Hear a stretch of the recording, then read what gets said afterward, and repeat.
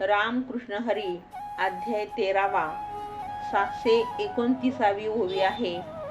बेडूक सापाच्या तोंडी जातसे स बुडबुडी, तो मक्षिकांच्या कोडी स्मरेना काही.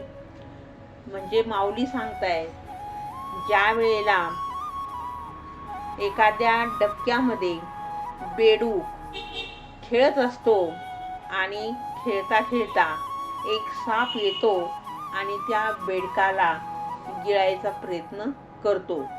आता ते बेडूक सापाने अर्ध गिळलेलं असतं, पण त्याचं तोंड सापाच्या बाहेर असतं.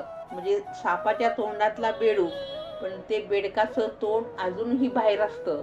आणि एवढ्या वेळात जर एखादा छोटा मोठा मासा तिथून जात असेल तरी सुद्धा बेडूक त्या माशाला भक्ष्य करण्याचा प्रयत्न करतं. म्हणजे ते भक्ष्य आपल्याला भेटेल यामुळं जीभ बाहेर काढतो. याचा सरळ आणि साधा अर्थ ज्ञानोबारायांनी इतक्या गोड ओवी ही घेतलेली आहे.